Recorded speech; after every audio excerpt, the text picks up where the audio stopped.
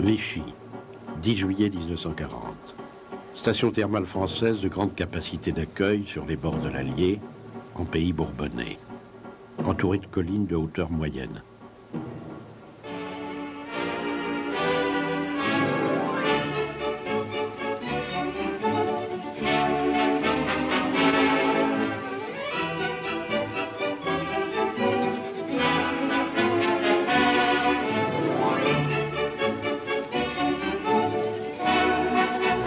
Plus de 150 000 touristes par an venus du monde entier, des colonies surtout, d'Algérie, du Maroc, de Tunisie, d'Afrique noire et même de Cochinchine. Et des Français de Syrie, du Liban, de tous les pays où l'on rêve des eaux bouillonnantes de Vichy.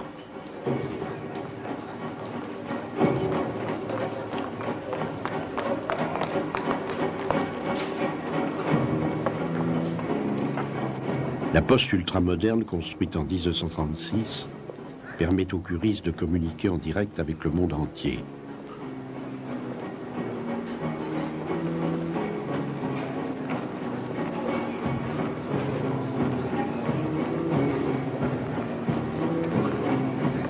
« 10 juillet 1940.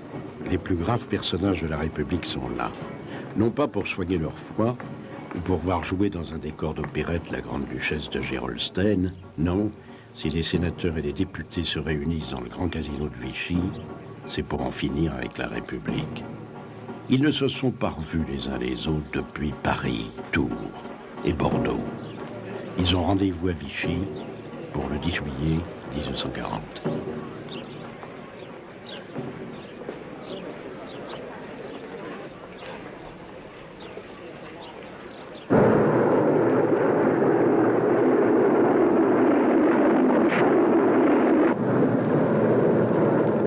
Les Allemands ont attaqué le 10 mai 1940 sur Sedan avec 10 divisions blindées et des milliers d'avions.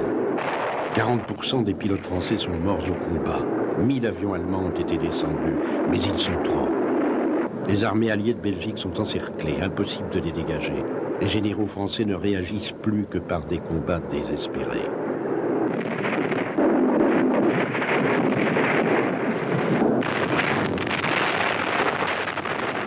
L'ex-député communiste Fouchard, le Shell, est en uniforme du 121e régiment de pionniers quand il débarque à Vichy.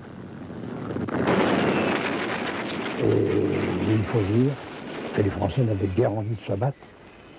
Moi-même, j'étais soldat sur la frontière de Luxembourg et j'ai vu comment quel était l'esprit, avec un froid terrible. Tout le monde demandait qu'une chose, c'est de rentrer chez lui. Il y a eu la défaite. Beaucoup de parlementaires reviennent du front blessés, comme Jacquinot de Nancy. Beaucoup sont prisonniers, comme Jean-Pierre Bloch de l'Aisne ou Isard des Ardennes. Avec Léo Lagrange, 3 députés manquent à l'appel de Vichy. Ils ont été tués au combat.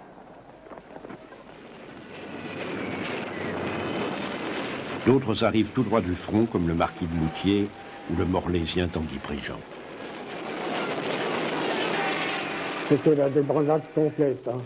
Il y avait 2 500 000 réfugiés sur les routes. Alors, quand on parle de la riposte, je ne vois pas comment on aurait pu faire. Si vous aviez vu la situation qu'il y avait en France à l'époque, alors c'était la débandade complète. Les officiers, d'un côté, les soldats errants à travers les routes, les chemins partout, hein. La population, il n'y avait plus rien, quoi. Hein.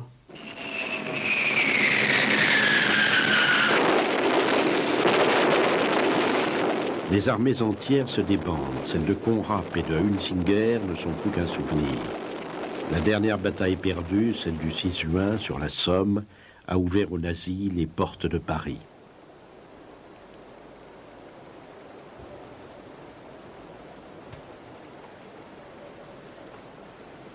Je crois que c'était le 11 ou le 12, quand les Allemands sont entrés dans Paris. À ce moment-là, on nous a reformés en unités combattantes, paraît-il. Et on nous a envoyés vers le sud pour se reformer, paraît-il, après la Loire. Je suis venu de ville en ville, repris par moments par des autorités qui reformaient les bataillons, qui étaient dissous dès qu'arrivaient les blindés allemands. Et je suis arrivé comme ça jusqu'à Bazas.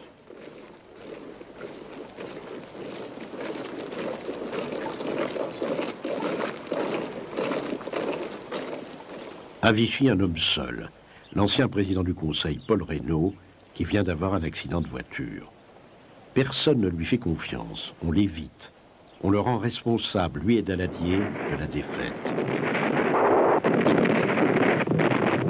Il avait bien reçu les pleins pouvoirs le 21 mars 1940, et le 18 mai, il avait fait appel à Pétain, âgé de 84 ans, et à Weygand, âgé de 73 ans. Le 5 juin, avant la dernière bataille, Reynaud avait nommé De Gaulle secrétaire d'État.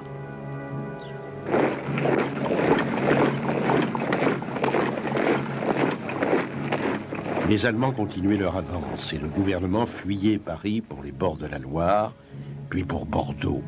Le désastre était total. Les militaires, Pétain et Weygand, proposaient de demander l'armistice. D'autres, avec De Gaulle et Reynaud, mais aussi Louis Marin et Jeannet, président du Sénat, voulaient poursuivre la guerre en Afrique du Nord. Reynaud démissionnait le 16 juin 1940, laissant le pouvoir à Pétain, régulièrement investi par le président de la République, Albert Lebrun. Pour soutenir Pétain, le maire de Bordeaux, Marquet, l'amiral Darlan, le ministre Baudouin, tous acquis à Laval. Il s'agit d'imposer la chute de la République et l'instauration d'un régime autoritaire. Pétain, le vainqueur de Verdun, couvre l'opération de son prestige.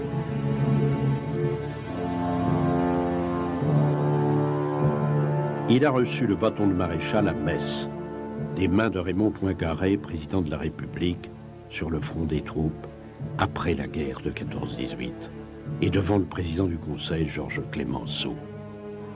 Il est entré après le 6 février 1934 dans le cabinet de Gaston Doumergue qui voulait rétablir, après l'émeute de l'extrême droite, l'ordre républicain. Démissionnaire, Pétain était violemment hostile au Front populaire, mais gardait le silence. Il était, pour la droite, le sauveur de réserve, et pour l'extrême droite, déjà une idole. Il avait été nommé par Daladier en 1938 ambassadeur auprès de Franco. Un rapport de l'ambassade allemande à Madrid indiquait alors à Hitler que le maréchal Pétain n'était pas partisan d'une guerre contre l'Allemagne. Investi des pleins pouvoirs le 16 juin 1940, quand il avait été désigné par Lebrun à la tête du gouvernement, il demandait aussitôt l'armistice. Sûr de la confiance du peuple tout entier, je fais à la France le don de ma personne pour atténuer son malheur. C'est le cœur serré que je vous dise aujourd'hui qu'il faut cesser le combat. Je me suis adressé cette nuit à l'adversaire pour lui demander s'il est prêt à rechercher avec moi, entre soldats, après la lutte et ton honneur, des moyens de mettre un terme aux hostilités. Tout le monde attendait à la radio la réponse de Hitler à l'offre de Pétain. Qui écoutait alors la voix du général de Gaulle sur les ondes de la BBC le 18 juin 1940. La défaite française a été causée par la force mécanique, aérienne et terrestre de l'ennemi. L'action foudroyante de cette force mécanique a amené l'effondrement du moral, du commandement et du gouvernement. Devant cet effondrement, deux voies s'ouvraient, celle de l'abandon et du désespoir. Elles menaient à la capitulation. C'est celle qu'a choisie le gouvernement Pétain. L'autre est celle de l'honneur et de l'espérance. C'est celle que nous avons prise, mes compagnons et moi. Nous croyons que l'honneur des Français consiste à continuer la guerre aux côtés de leurs alliés. Les partisans de la paix et ceux de la continuation du combat se trouvent face à face à Bordeaux. Parmi ceux-là, Jules Jeanneney, président du Sénat. Mon père était résolument partisan qu'il fallait que la France reste dans la guerre. Il n'a cessé de le dire pendant toutes ces journées tragiques, et de l'écrire d'ailleurs au président Lebrun. Il était bien conscient que nos armées avaient été écrasées, mais son sentiment était, ou plutôt sa conviction, était que c'était les militaires qui étaient largement responsables de la défaite et par leur obstination à ne pas voir les réalités des stratégies modernes, et qu'il leur incombait de capituler. Le gouvernement, dans ces conditions, devait quitter le territoire français et partir en Afrique du Nord. Mais Pétain a dit non, moi, dans aucun cas, je ne veux quitter le territoire national. Alors mon père a proposé une solution un peu boiteuse, mais enfin un compromis. Il a dit à Pétain, puisque vous voulez rester, restez, mais pour que les pouvoirs publics, le symbole de l'État, ne soit pas entre les mains des Allemands ou dans une France occupée, il faut que le président de la République, un membre de votre gouvernement, c'eût été chaud temps, et les présidents des assemblées et tous les parlementaires qui pourront rejoindre l'Afrique du Nord partent en Afrique du Nord. Et après de grosses discussions, ceci a été accepté par Pétain et par Lebrun. C'est à la suite de quoi a été plus ou moins préparée l'opération du Massilia pour emmener les parlementaires en Afrique du Nord, les parlementaires qui le voudraient. Un bateau, le Massilia, ancré au Verdon, serait mis à disposition par l'amiral Darlan. Dès notre arrivée sur le bateau, il y a eu une mutinerie. Les marins ont refusé d'appareiller. Ils ont refusé de partir et ils ont poussé du hurlement. Alors ils ne nous aidaient pas. Par exemple, beaucoup de gens avaient, par exemple, Mandel avait une énorme malle qui contenait le buste de Clémenceau. Il ne se séparait jamais du buste en bronze de Clémenceau. Il y avait un serviteur noir, d'ailleurs, qui portait en partie là, mais enfin, ils n'ont aidé personne. Et donc, c'était assez vertigineux. Il fallait monter avec le truc à claire-voie, c'est-à-dire qu'on voyait l'eau par en dessous, et qu'il fallait porter nous-mêmes tous nos propres bagages. Alors là, on se retrouve devant des parlementaires assez nombreux. Moi, j'aurais dit qu'il y en avait une bonne cinquantaine, je crois qu'ils n'étaient que 27. Mais vous voyez Daladier tout le temps, vous voyez Georges Mandel, il y avait Jean Zay et de très jeunes enfants aussi, sa femme et de très jeunes enfants. Il y avait Pierre Mendès France avec également son épouse et de très jeunes enfants qui étaient en militaire. Il y avait également Pierre Viennot qui avait été ministre du Front Populaire, qui était en capitaine, là, à l'époque. Et il y avait toute une série de parlementaires, comme Yvon Delbos, qui était assez connu. Il y avait même un sénateur, Denis Révillon. Le départ des parlementaires pour le Maroc avait été hâté en même temps qu'on empêchait les ministres et les présidents de partir. Laval s'était débarrassé de ses principaux adversaires.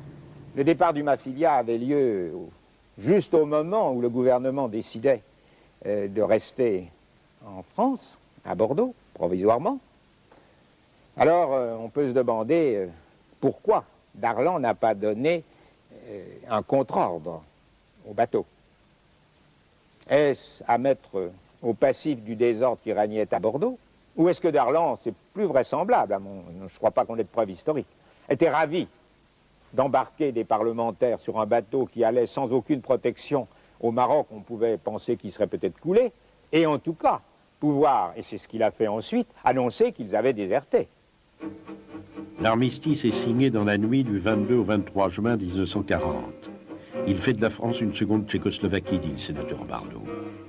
Quand le général Munziger, qui signe au nom de Pétain, dit que rien n'est contraire à l'honneur, il parle sans doute de l'honneur de l'armée, car l'honneur de la France a été bafoué. Rien n'a été dit de l'Alsace-Lorraine. Le gouvernement a quitté Bordeaux. Il s'est installé d'abord à Clermont-Ferrand, puis à Vichy, sous la protection théorique de la 14e division du général Delattre. Comme si les Allemands n'étaient pas là, tout près, à Moulins.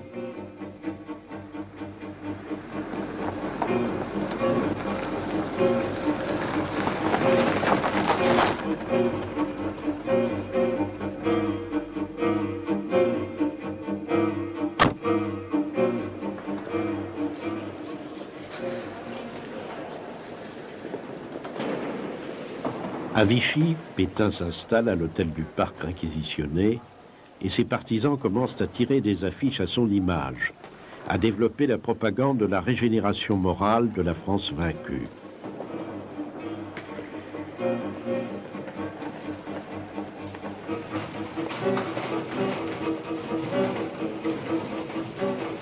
On pense que Pétain doit cumuler les deux fonctions de président du Conseil et de président de la République. Mais Laval exige plus. Il veut le sabordage de la République. Pétain et Laval veulent avoir les mains libres pour signer la paix avec l'Allemagne. Ces parlementaires qui errent devant le casino de Vichy le 10 juillet 1940 les gênent. Laval n'est pas un inconnu pour eux. Cet ancien avocat des syndicalistes, député socialiste de la banlieue de Paris, pacifiste pendant la Grande Guerre, est un des hommes forts de la droite des années 1930. Il se consolait de ses déboires parisiens en revenant à Châteldon, le village dont il était maire. Il était en même temps sénateur et châtelain de Châteldon.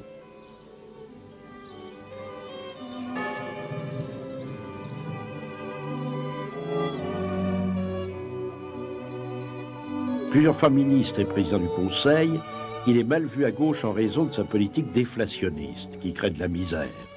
Tout à fait partisan de la paix, y compris avec Staline, Mussolini et Hitler. Il s'en expliquait en 1935 devant la Société des Nations. Je parle au nom d'un pays qui ne redoute pas la guerre, mais qui la hait. D'un pays qui entend rester fort et qui, riche des plus hautes vertus militaires, est animé d'une farouche volonté de paix. Nous ne nourrissons aucune prévention contre aucun peuple. Nous voulons la paix pour tous, par la collaboration de tous. Il devait être balayé par la victoire du Front populaire de 1936, balayé par Blum. Pour Laval, la victoire allemande de 1940 sonnait en politique l'heure de la revanche sur Blum. Blum se retrouve à Vichy avec quelques fidèles, dont Marx Dormoy, le maire de Montluçon. Louis Marin, le député de Nancy, est aussi au rendez-vous de Vichy. Tout comme Herriot, le maire radical de Lyon, et naturellement Jules Jeanneney, président du Sénat. Pétain, il l'avait bien connu pendant la guerre de 14-18, puisque mon père était secrétaire d'État à la guerre dans le gouvernement Clémenceau. Il l'estimait. Il l'estimait, mais je dois dire que déjà, au moment où il avait été nommé, où Pétain avait été nommé ambassadeur en Espagne, à ce moment-là, il avait déjà quelque inquiétude sur les ambitions politiques du maréchal. Quant à Laval, c'est autre chose. Je dirais que mon père s'était toujours méfié de Laval. Le personnage lui déplaisait. Et Laval le lui rendait bien. Mon père, pour lui demander de convoquer le Sénat, et il fait la même démarche auprès d'Herriot. Mon père lui répond qu'il n'acceptera de convoquer le Sénat que s'il a la garantie que tous les sénateurs auront la possibilité de se rendre à Vichy. La conversation est très tendue, Laval est exaspéré, et devant ce refus de mon père de convoquer le Sénat avant que une série de conditions soient réunies, Laval convoque une session extraordinaire, et ça, mon père ne peut pas s'y opposer. Députés et sénateurs avaient été convoqués pour donner au pays une constitution jetant les bases d'un État autoritaire basé sur le travail, la famille et la patrie.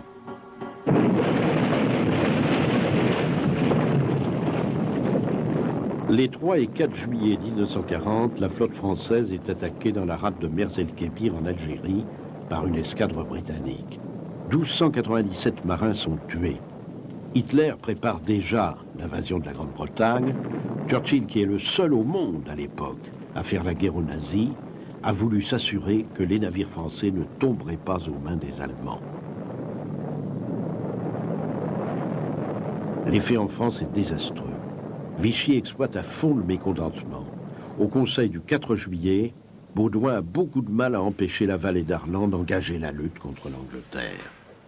Laval profite de l'occasion pour imposer la convocation des députés et des sénateurs, c'est-à-dire pour en finir avec la République.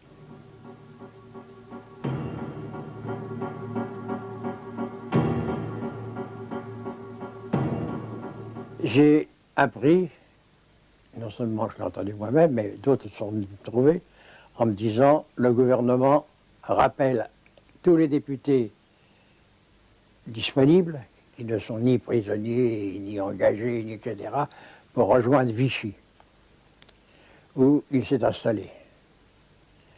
Et j'étais à ce moment-là à la Bastille d'Armagnac.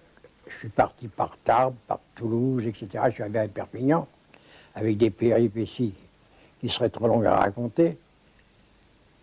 Et je suis monté au bout de quelques jours à Vichy, c'était le 9 juillet. Les parlementaires rejoindront-ils Vichy? La France d'alors est coupée en 4. Les routes encombrées d'engins détruits, le réfugié qui essaye de rentrer chez eux. Les gendarmes ont disparu. Les postes ne fonctionnent pas. Les journaux sortent au compte-gouttes. Et pourtant, les députés, les sénateurs ont bravé les obstacles. De Bretagne sont venus en une seule petite voiture le jeune, l'ancien, le gorgeux, Pierre Loyac de Châteaulin.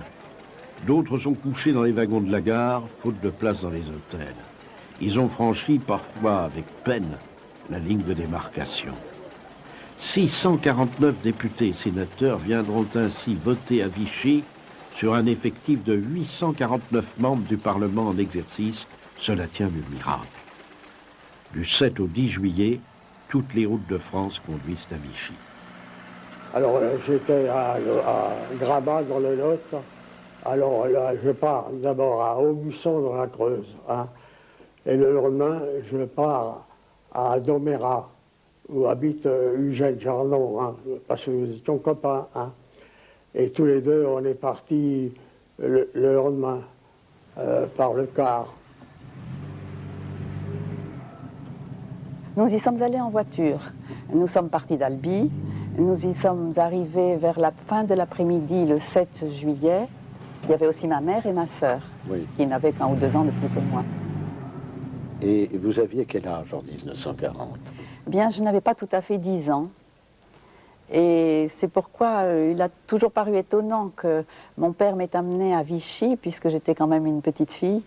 Mais je pense que c'est parce qu'il avait conscience de la gravité de l'événement qu'il a justement voulu que je sois là, que je sois témoin peut-être, un témoin enfantin, mais que plus tard je puisse dire voilà ce qui s'est passé.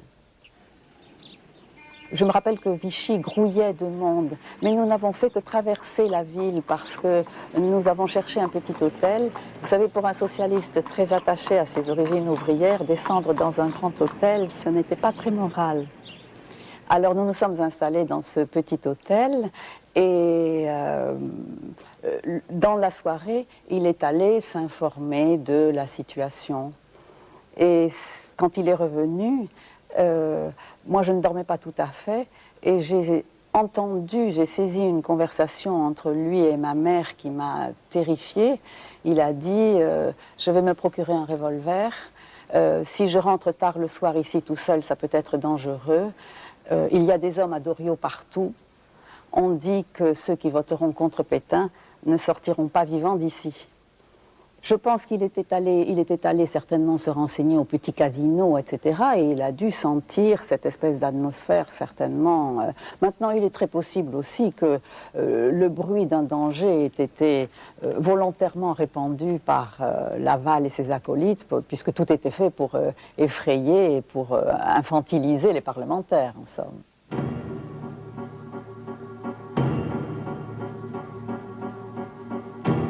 Alors prenez-moi la dépêche, asseyez-vous, je vais vous dicter un papier. Et vous, Hilaire, apportez-moi les derniers rapports des préfets que vous avez reçus. Que vont faire les parlementaires? Et d'abord, les anciens combattants de 14-18. Ils vénèrent Pétain, comme ils disent, mais ils n'aiment pas Laval. Alors comment les manœuvrer? Paul Boncourt, Jean Taurine, l'invalide de guerre Dorman demandent à voir Pétain. Il lui suggère d'exercer les pleins pouvoirs jusqu'à la signature de la paix, sans changer encore la Constitution. Voyez Laval, dit Pétain sans rire. Que dit Laval? Qu'il démissionne s'il le faut pour faire place au général Végan si les anciens combattants insistent. Chantage. Il a tout prévu, Laval. Autour de lui, les fidèles, les vaincus de mai 36. Adrien Marquet, maire de Bordeaux, Philippe Henriot, député de la Gironde, et Ferdinand Buisson, dissident socialiste, et Bergerie, dissident radical, et Xavier Valatte, futur commissaire aux questions juives. Le socialiste Spinasse s'est rallié à Laval. Lui, ancien ministre et compagnon de Blum. La Constitution doit s'aligner sur celle des États totalitaires. C'est Laval qui le dit aux députés. Il dit même que l'institution de camp de travail doit être envisagée. Si le Parlement n'y consent pas, c'est l'Allemagne qui nous imposera toutes ces mesures, avec comme conséquence immédiate l'occupation de toute la France. Chantage de Vichy. C'était compté sans Pierre-Étienne Flandin. Ce ténor de la droite, ancien président du Conseil comme Laval, souvent membre des cabinets Laval, comme Laval d'ailleurs était membre des siens, crée la surprise à Vichy en donnant l'impression qu'il n'est venu de sa circonscription de Lyon que pour torpiller le projet Pétain-Laval. Alors, comment est-ce possible? Flandin a envoyé en 1938, après la conférence de Munich, un télégramme de félicitations à Hitler et à Mussolini. Et que dit Flandin à Vichy? Il dit qu'il n'y a pas besoin de changer la Constitution. Il suffit que les chambres élisent Pétain président de la République. Bon, mais alors, que va faire Lebrun? Lebrun refuse. Je ne vois pas pourquoi je donnerai ma démission, dit Lebrun.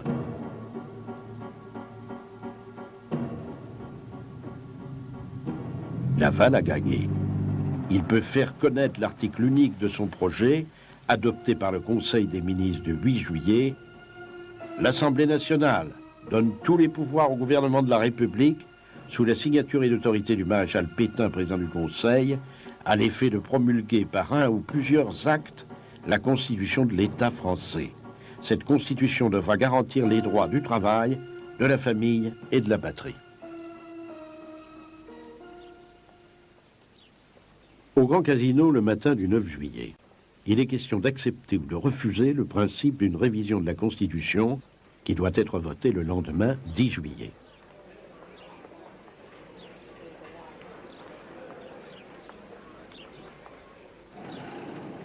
Le député radical de l'Hérault, Vincent Badi, arrivé à Vichy dans l'après-midi du 8, a fait composer dans la nuit le texte d'une motion sur laquelle il a réuni 27 signatures. La motion fait tout à fait confiance au maréchal pour négocier une paix durable dans l'honneur et pour assurer le redressement moral et économique du pays, mais il se refuse, les signataires, à voter un projet qui aboutirait inéluctablement à la disparition du régime républicain.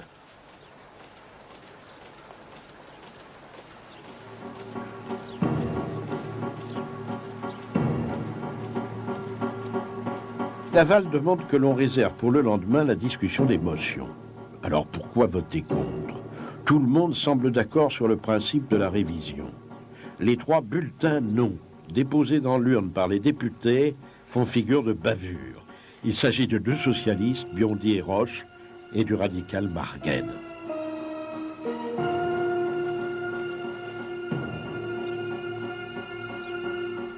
À la séance de l'après-midi qui réunit les sénateurs, un seul vote non, le comte Charles-Louis-Antoine Gilbert Pineton de Chambrun, un descendant de Lafayette.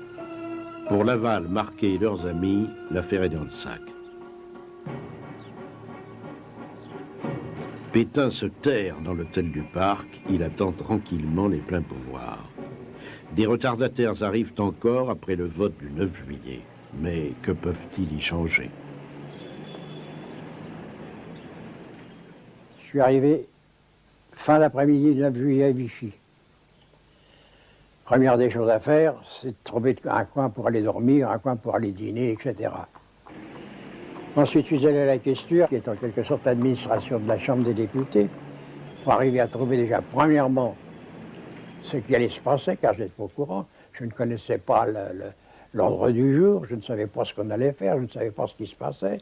Et c'est là que la question d'un tas de papier, donc des ordres du jour, des feuilletons, comme on appelait ça, à la Chambre des députés, etc. Et j'ai dit, je verrai ça demain matin. J'étais fatigué, j'ai dîné, je me suis couché. Et le lendemain matin, après ma toilette, je suis descendu pour aller prendre mon café et j'ai ouvert les papiers. Le premier papier qui me tombe sous les yeux, c'est la copie, le projet de l'article unique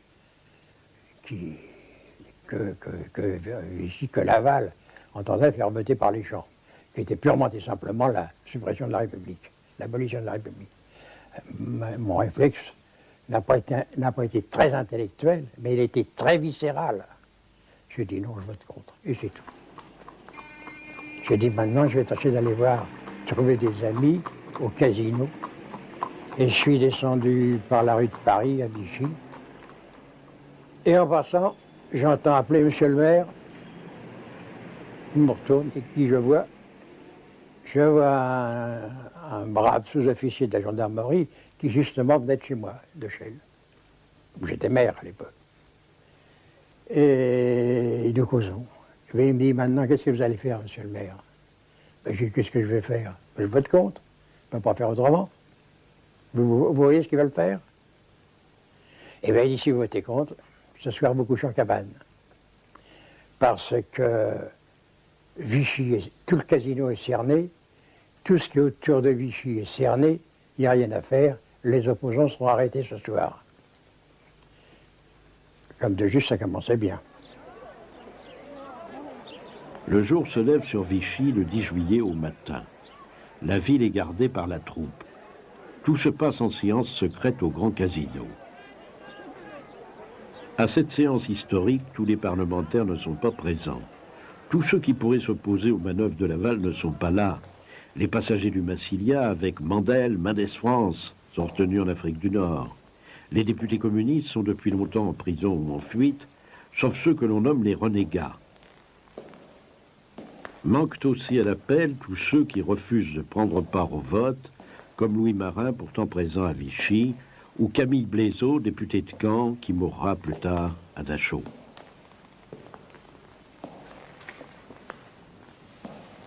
Jeannet, qui flaire le piège de Laval, refuse de présider. Il sent bien que le scénario de Laval est réglé d'avance, qu'il dispose de nombreux complices dans les groupes, alors il est contre. Les anciens combattants avec Taurine tentent un dernier baroud. Ils demandent à voir le maréchal. Laval leur explique que ce n'est pas la peine. Laval a accepté que la Constitution soit ratifiée par les assemblées qu'elle aura créées, dit-il. Créées? Mais quand? Comment? Ça, il ne le dit pas. Mais il sort de sa poche une lettre de Pétain qui crée la surprise. Car Pétain lui donne sa confiance absolue et par écrit. Laval est son représentant. Les anciens combattants ne peuvent s'opposer à Pétain, même si Paul Boncourt se prépare à voter non quand même. Flandin, le rebelle, s'est aligné, il comprend que Pétain a tout mené. Le président de séance, Valadier, empêche Vincent Badi de lire sa motion.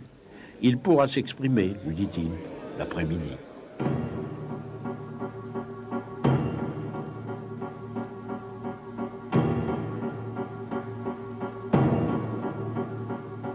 Le président Jeannet, en haute forme, habillé pantalon rayé, préside la dernière séance de la République. On ne voit pas comment la République pourrait survivre. Tous la rendent responsable du désastre. Laval et ses amis, bien sûr, mais aussi Herriot et les siens. Herriot qui ne dit rien.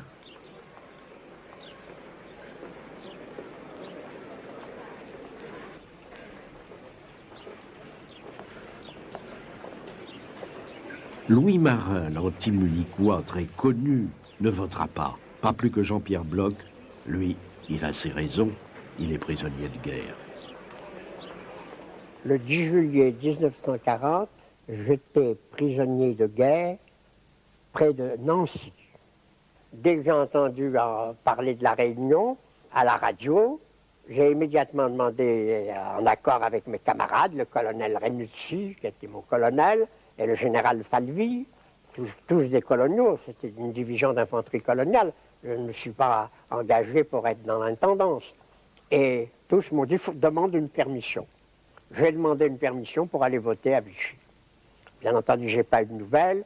J'ai appris le vote par les journaux qu'on arrivait, les échos qu'on avait. Et quelques jours après, le commandant allemand du camp m'a fait appeler en me disant, vous savez, la permission vous a été accordée sur l'honneur d'aller à Vichy, mais maintenant, c'est pas la peine, le vote a eu lieu. Et vous connaissiez les résultats du vote? J'ai connu le résultat de vote, j'ai pleuré. Par la radio? Par la radio. J'ai pleuré. En début de séance, Jeannet donne lecture du texte. Buisson intervient pour faire adopter à la majorité des voix la priorité au texte gouvernemental. On ne discutera pas des motions, sauf si le texte de Pétain et de Laval est rejeté. Une discussion s'engage sur la définition de la majorité, des inscrits ou des votants. En la restreignant aux votants, Laval gagne ainsi plus de 150 voix. Herriot engage le fer à propos des passagers du Massilia qui viennent de télégraphier. Laval veut bien consentir à leur donner acte de leur protestation. En commission, Pierre Massé s'inquiète des libertés individuelles. Si vous entendez par liberté individuelle, lui répond Laval, le droit pour tous les métèques et les étrangers, je préciserai par exemple que personne ne pourra être député s'il n'est français depuis plusieurs générations. Paul Jacobi proteste. On donne à Pétain, dit-il, des pouvoirs illimités sans aucune limite de temps. Laval reste vague. Il rassure les parlementaires. Eux, ils resteront en place en attendant les nouvelles institutions. Il y a eu une interruption de séance pendant laquelle Kamel et mon père, toujours ensemble, sont allés au bureau de poste pour écrire à leurs familles respectives. Parce qu'alors, votre maman était repartie dans le Tarn. Ah non, non, non, maman et ma sœur et moi, nous étions là. Mais il a écrit cette lettre à Albi pour être sûr que nous l'ayons, parce qu'il n'était pas certain lui-même de ne pas passer la nuit en prison. Ah. Donc il a préféré l'envoyer. Oui, parce que là, il y a une Tarn. lettre que vous m'avez confiée. C'est ça. Qui est datée du 10 juillet. C'est ça, c'est celle qu'il a écrite pendant l'interruption de séance. Donc vous étiez à Vichy, mais il vous a envoyé cette lettre pour qu'il reste une trace. C'est ça, je crois, oui. Et alors là, il vous écrit, ma chère femme, donc à votre mère, oui, oui. Mes chers enfants, ceci est mon testament politique. Je veux que plus tard, vous sachiez qu'en des heures tragiques, votre papa n'a pas eu peur de ses responsabilités et n'a pas voulu, quelles que soient ses craintes, être parjure à tout ce qu'il a appris puis enseigné dans sa vie. J'ai été élevé dans l'amour de la République. Aujourd'hui, on prétend la crucifier. Je ne m'associe pas à ce geste assassin. Je reste un protestataire. J'espère le rester toute ma vie pour être digne de ceux qui m'ont précédé et ne pas vous faire rougir. Je vous embrasse très affectueusement. Papa.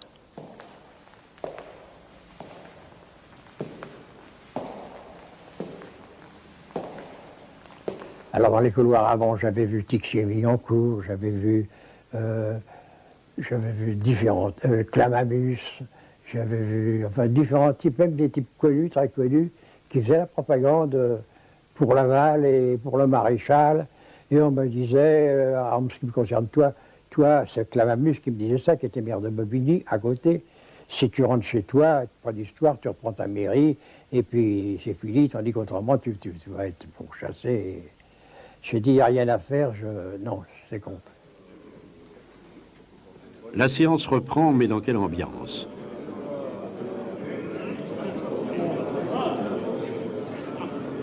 Les bandes de Doriot manifestaient, insultaient des députés dans les rangs des loges et des galeries réservées au public. Les hommes de Laval s'étaient rapprochés de la table qui tenait lieu de tribune, prêts à intervenir physiquement si la séance tournait au pugilat.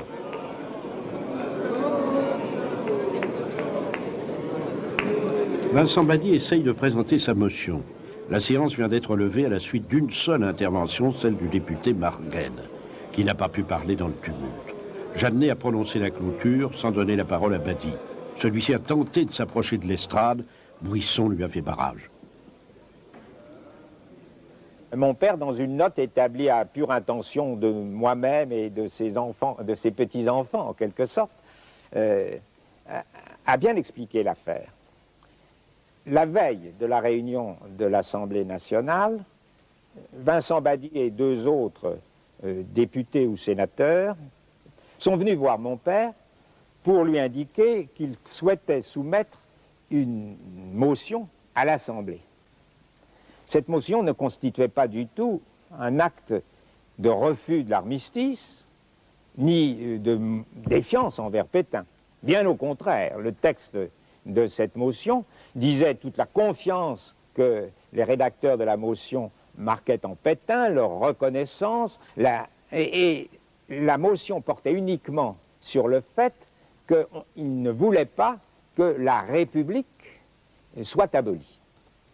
Mon père l'a lu, leur texte, l'a trouvé bon, les a encouragés, leur a dit « Allez déposer à la présidence de l'Assemblée nationale, c'est-à-dire le secrétaire général du Sénat, votre motion pour qu'elle soit inscrite à l'ordre du jour. » Au lieu de faire ça, Badi s'est borné à demander à être inscrit dans la discussion. Et c'est ça qui est à l'origine de toute la difficulté. Parce qu'un autre membre de l'Assemblée nationale avait aussi demandé à être inscrit dans le débat et l'avait demandé un peu avant. Et mon père était obligé, après l'exposé du rapporteur général, de Laval, etc., de donner la parole dans l'ordre d'inscription. Or,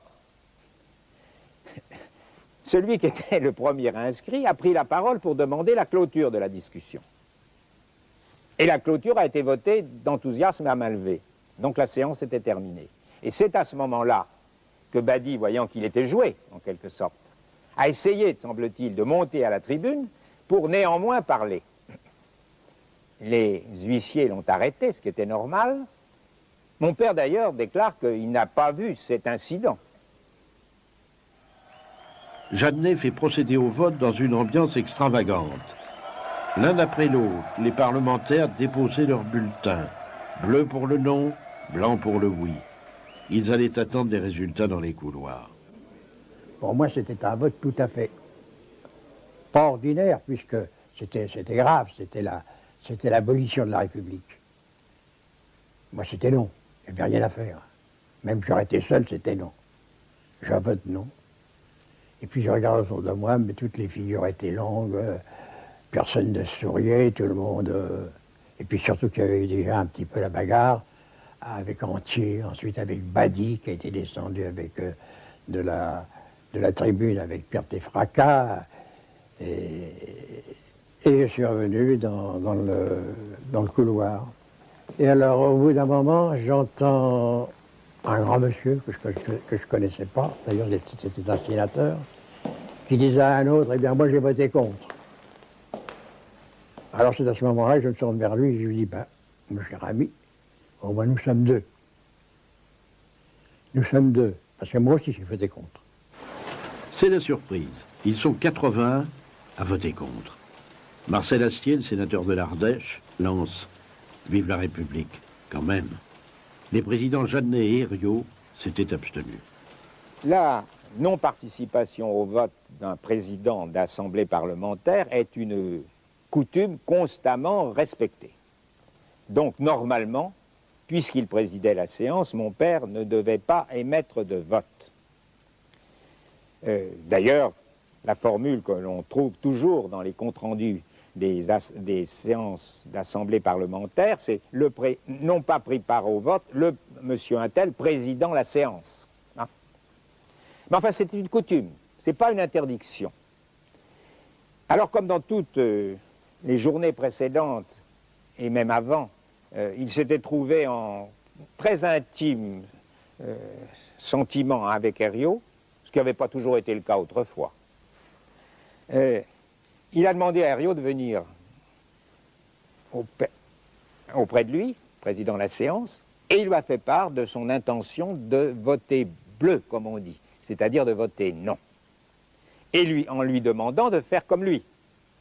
Herriot, à ce moment-là, a déclaré qu'il ne pouvait pas le faire, que des parlementaires de la région lyonnaise s'étaient mis d'accord avec lui pour simplement s'abstenir.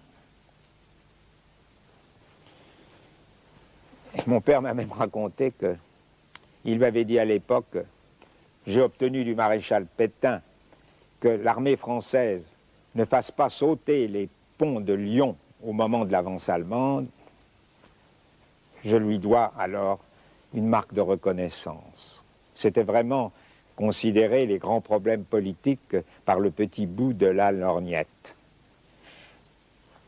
Alors mon père, qui attachait une très grande importance face aux événements à la solidarité entre les deux présidents des assemblées, a dit à Herriot, si c'est ainsi, alors je ne voterai pas. Jeannet, j'ai très peu connu. Herriot, je l'ai bien connu, je le voyais souvent, il m'aimait bien d'ailleurs. Ça a été pour moi une grosse déception, mais je crois que ce sont des hommes qui l'âge, on ne peut pas dire ça aujourd'hui, je ne sais pas ce que j'aurais fait à leur âge. Mais, par exemple, tout était prêt pour qu'il rejoigne Londres, il n'a pas voulu. Quand l'officier chargé d'organiser son évasion est allé le voir, il a dit mais qu'est-ce que je vais faire de ma bibliothèque? C'est une histoire absolument vraie. Il n'a pas voulu partir, il n'a pas voulu s'évader. Oh, il y a des choses incroyables. Les 80 sont de tous les partis, de toutes les régions. Les abstentionnistes aussi. 36 socialistes seulement ont voté non. Les autres ont voté la confiance, comme 80% des radicaux, ou bien ils se sont abstenus. Alors, les parlementaires socialistes, je ne les ai vus qu'après. Après mon évasion, je suis allé à Vichy, où j'ai retrouvé mes papiers, où j'ai trouvé mon traitement de député, heureusement d'ailleurs, mais la plupart avaient honte. C'était la lâcheté qui dominait. Il y avait ceux qui étaient vraiment, qui n'adressaient pas la parole. À Vichy, quand Paul Faure est venu, je lui ai tourné le dos, je lui ai refusé de lui serrer la main, mais il y en avait d'autres qui disaient, oui, on pensait qu'on pouvait sauver les meubles, c'était la peur. Il y avait beaucoup la peur. Il y a eu la peur, à mon avis, et la lâcheté. Et dans le Nord, là, les socialistes du Nord... Les socialistes du Nord, à part Salingro, ont été bien. Oui. Le bas est mort en déportation. Oui, oui. Ah non, les socialistes du Nord ont été... Et Salengro, qu'est-ce qu'il lui a pris? Ça, parmi tous ceux vraiment qui m'ont renversé, c'est comment Salengro ait pu voter pour Pétain. Il s'agit naturellement d'Henri Salingro, le frère de Roger, l'ancien ministre de Blum qui s'est suicidé. Et Spinasse. Spinasse, intellectuel, le rapprochement franco-allemand, on en était resté au rapprochement franco-allemand. Comprenez? Après les contacts que j'ai eus, quand j'ai revu un certain nombre de parlementaires, de gens, j'ai vu que ce qui avait dominé, chez certains, c'était la peur. La peur. On va vous arrêter. De Latte de Tassigny va arriver avec ses troupes, vous avez fait. C'était la peur. La peur. Oui, mais Spinasse, c'était un ami de Blum. Oui, c'était un ami. C'était pas un ami de Paul Faure. Non, il n'était pas Paul Faure. Alors? Il y a eu la peur, à mon avis, et la lâcheté. Vous connaissez l'histoire de Léon Blum sortant de la salle de vote, où il est accueilli par la foule qui crie « mort aux Juifs ». Et à ce moment-là, il est entouré de Dormois et de je ne sais plus quel autre député socialiste, fidèle, Dormois qui sera assassiné un peu plus tard. Et il rencontre Georges Monnet devant la porte et il lui dit « Est-ce que vous pouvez m'accompagner au restaurant pour que j'ai quelques camarades autour de moi ?» Et Monnet lui dit « Non, je ne peux pas, j'ai un rendez-vous, je ne peux pas. » Et quand Léon Blum arrive au petit restaurant au bord de l'Allier où il va déjeuner avec Dormois et je ne sais pas, Évrard, notre député socialiste, il aperçoit Georges Monnet et sa femme. Voilà. Il a été beaucoup déçu par ses camarades socialistes. Ah, il a été très déçu. Ouais. Il a été très déçu. Vous savez que c'était un sentimental, il ne faut pas l'oublier. On lui a reproché, on disait que c'était sa faiblesse. Il avait beaucoup de peine, beaucoup de peine. Et les anciens combattants de la Première Guerre, alors, les sénateurs, anciens combattants qui étaient contre le suicide du Parlement. Vous savez, il y a eu des Parlement. choses étonnantes. Par exemple, dans l'histoire des 80, vous voyez par exemple un homme comme Max Simons. Il a voté pour Pétain. Bon. Eh bien, il a reçu le premier parachutiste anglais et il a organisé avec moi le premier parachutage d'hommes et d'armes en France. Eh bien, ça mérite d'être rappelé, bien sûr. Il a voté pour Pétain, il a eu un moment. Je crois que c'est le cas de Joseph Laniel aussi. Laniel a été très bien. J'ai vu Laniel dans la clandestinité, je l'ai vu. Et il avait voté oui. Il avait voté oui. Et le comte de Leuce Bien sûr. aussi. Oui, oui, ah oui, beaucoup qui avaient voté oui ont été de grands résistants, Voilà. bien sûr. Je pense au marquis de Moutier. Est-ce que vous l'avez connu? Oui, j'ai connu à la Chambre, bien sûr. Il est même probable que je devais l'interrompre quand il parlait le traité de fascisme. Oui, mais vous savez qu'il s'en va avec ses cavaliers, il perce l'isolement dans le Nord, il échappe à l'encerclement et il veut continuer la guerre en Afrique du Nord. Ah, oui. Et il revient voter non. Bah, écoutez, à cette période, j'étais beaucoup plus près de gens de droite, certains gens de droite que de socialistes. Est-ce que vous avez connu Biondi? Biondi également. J'étais très ami parce que nous étions à peu près de la même génération. Voilà. Nous étions, je pense que nous étions parmi les 15 plus jeunes députés de 36. Ils avaient voté contre pour l'honneur. Il n'y a pas que les militaires qui est un honneur, sans savoir ce qui leur en coûterait. Ils avaient voté pour sans savoir ce qui les attendait. Alain Niel, par exemple, futur héros de la résistance, s'en repentirait. Parmi les noms, Dormois, Camel, Pézières, tous assassinés. Malroux, mort à Bergen-Belsen. Le marquis de Moutier, Rambaud, Jordery, Tivrier, morts dans les camps.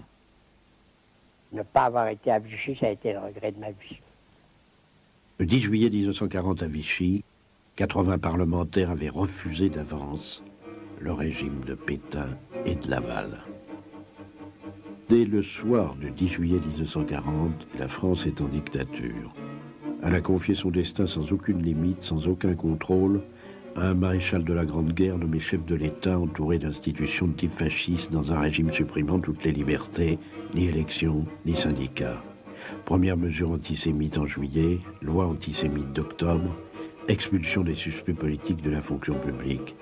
Moins de 3 mois après le vote de Vichy, Pétain serrait la main de Hitler à Montoire. « Je salue en vous, monsieur le maréchal », lui disait Hitler, un des Français qui n'ont pas voulu de la guerre contre l'Allemagne. La collaboration était lancée sur les rails d'Auschwitz. La très grande majorité de ceux qui avaient voté oui le 10 juillet 1940 n'avaient sans doute pas voulu cela. Mais après le vote, il était trop tard. L'horreur à venir était devenue légale.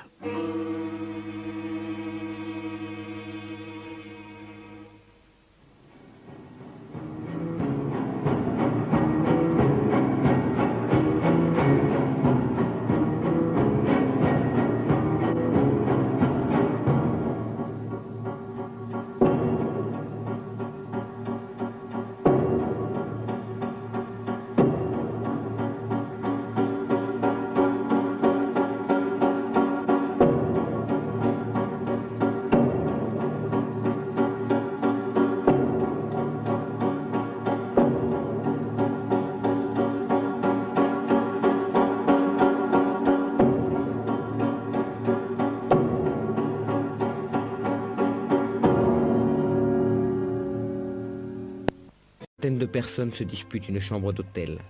Des milliers errent à la recherche d'un abri. Tous attendent une réponse à une question terrible. Que faire? Cette même question, un homme épuisé, à bout de souffle, se la pose avec un peu plus d'acuité que les autres, puisque c'est lui qui doit y apporter la réponse. Cet homme, c'est le président du conseil d'un gouvernement en fuite. Il s'appelle Paul Reynaud. Il est arrivé au poste suprême il y a moins de 3 mois. Il n'a pu éviter le 10 mai dernier une attaque foudroyante de l'armée allemande que les armées françaises et anglaises n'ont jamais pu contenir. Les Allemands occupent Paris depuis 2 jours et se rapprochent dangereusement de Bordeaux.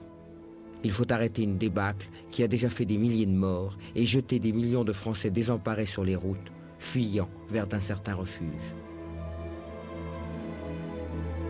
Paul Reynaud pressent douloureusement qu'il ne sera pas, comme il en a rêvé, le Clémenceau de cette guerre. Il a beau refuser de demander l'armistice souhaité par le maréchal Pétain, il est gagné par le doute.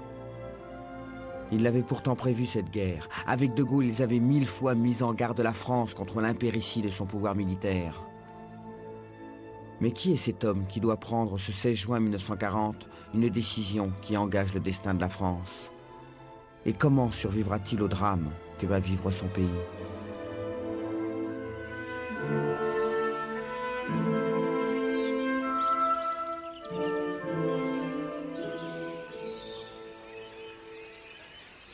C'est à Barcelonnette, village des Basses-Alpes, qu'est né Paul Reynaud, le 15 octobre 1878, dans une famille de la bourgeoisie marchande. Son père avait rejoint en 1857 la fameuse colonie des Barcelonnettes du Mexique, d'où il était rentré fortune faite à 35 ans. Il avait alors épousé la fille d'un banquier de Barcelonnette, avec laquelle il eut 4 enfants, 2 garçons puis 2 filles. Paul Reynaud ne vécut que 5 ans à Barcelonnette avant que ses parents ne s'installent à Paris. Mais il s'y rendit toute sa vie en villégiature. La vie était très bien réglée, très peu de distractions. Et alors les séjours à Barcelonnette, pour eux, c'était le paradis. Et il en parle toujours avec émotion. Il retrouvait là la plus grande partie de ses 32 cousins germains. Alors c'était vraiment le bonheur. Il aura donc une enfance bourgeoise, relativement aisée, et qu'il accomplira avec une certaine facilité. Il fera des études moyennes. Arrivé à l'âge de choisir après son bac, son père voudrait qu'il fasse HEC pour poursuivre ses affaires au Mexique. Paul Reynaud est plus attiré vers le droit. En fait, il fait un petit peu des deux. Il sera ancien élève d'HEC et licencié en droit. Et il a une activité qui n'est pas considérable au début de sa vie. Ce sera d'ailleurs une différence énorme entre la facilité de sa jeunesse et le bureau de travail qui deviendra dans sa vieillesse. Et par exemple, à 27-28 ans, il n'est pas encore installé, il était avoué stagiaire, et il part avec un ami qui a des chagrins d'amour, et bien